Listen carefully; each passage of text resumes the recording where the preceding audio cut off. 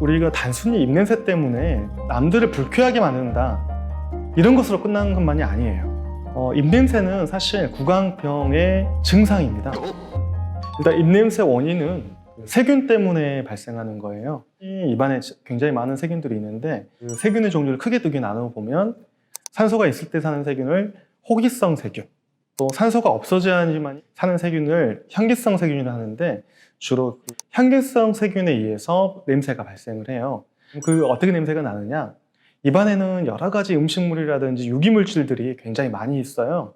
그 향기성 세균이 이런 음식물이라든지 유기물을 섭취한 후 나온 부산물이 바로 황화물이에요. 그래서 입안에서 바로 냄새를 만들게 되는 원인이 되는 것이죠. 구강 활동을 하고 있지 않잖아요. 즉 침이 잘 분비가 되지 않아요. 세균들의 수가 증가합니다. 그런 결과물로서 냄새가 나는 것이죠. 자고 일어나서 나는 냄새들은 세균 수를 줄이면 금방 없어지게 돼요. 이런 것은 병이 아니기 때문에 그렇게 심각하게 받아들일 필요는 없고요. 하지만 우리가 양치를 꼼꼼히 했음에도 불구하고 냄새가 나는 것은 어딘가 세균이 지금 증식하고 있기 때문에 나는 지금 입안에 병이 있다 생각하시는 게 더 맞습니다. 항상 구강 내에서 냄새가 난다는 것은 어느 특정 부위의 세균이 제거되지 않고 계속 있기 때문에 발생하는 것이에요. 그래서 어느 부위에 어떤 세균이 있느냐가 굉장히 중요한 것이거든요.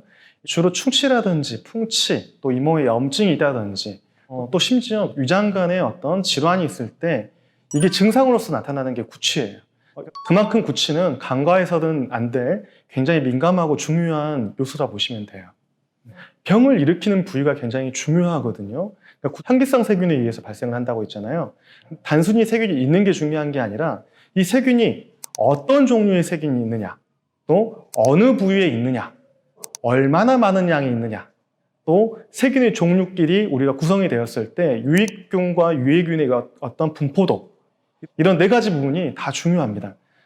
충치가 발생한 부위에서 세균이 증식되어 있기 때문에 그 세균의 부산물로서 냄새가 나는 겁니다.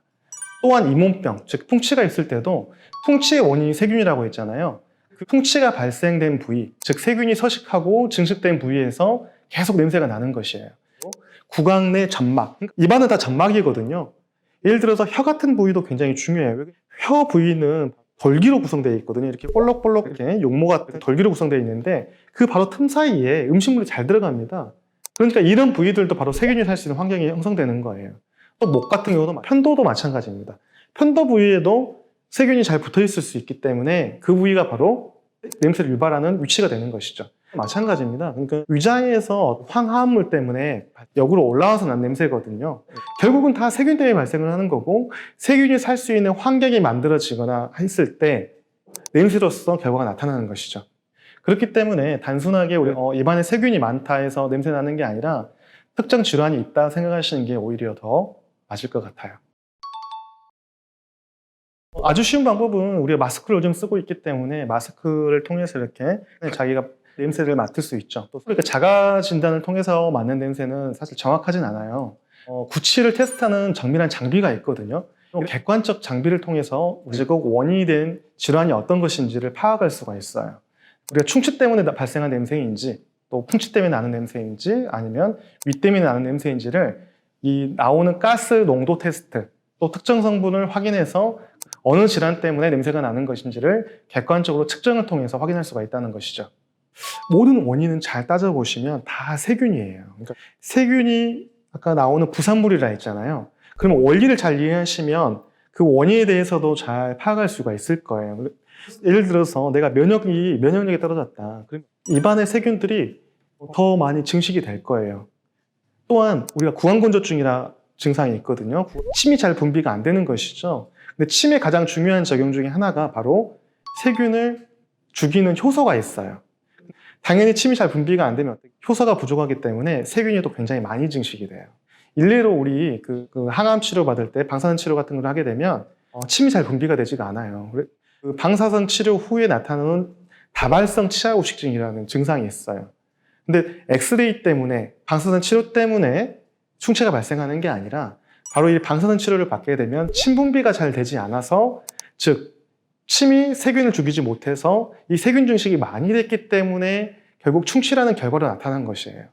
결국 세균 때문에 또 이것도 발생을 한 것이죠. 같은 냄새여도 어떤 원인에서 어느 위치 때문에 발생하는지를 잘 파악을 하셔야 돼요. 면역력이 떨어져서 세균이 많이 증식을 했다. 아니면 침 작용이 부족해서 즉 장치를 잘 못해서 세균이 많이 증식돼서 치면 세균막들이 많이 형성돼서 아니면 포켓이 생겨서 즉 세균이 살 수 있는 집들이 많이 형성이 돼서 입냄새가 형성이 됐다. 이렇게 원인은 다 세균이에요. 이걸 잘 파악하시면 아마 이해하시기가 굉장히 편할 거예요. 이렇게 생각하시면 좋을 것 같아요.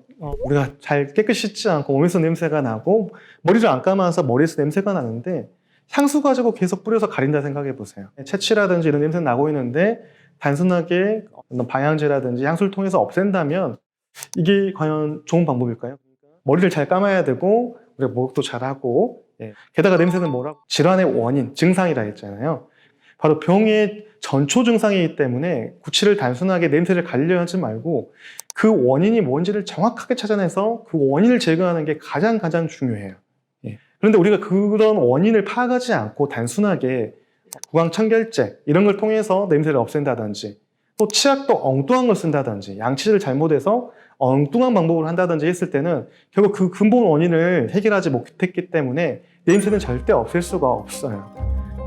이 병원에서 스파를 통해 가지고 양치를 하고 그 디스클로징 에이전트랑 플라그를 확인하는 색소가 남아있냐 안 남아있냐를 확인하거든요. 그러니까 양치질을 하면 색소가 다 없어져서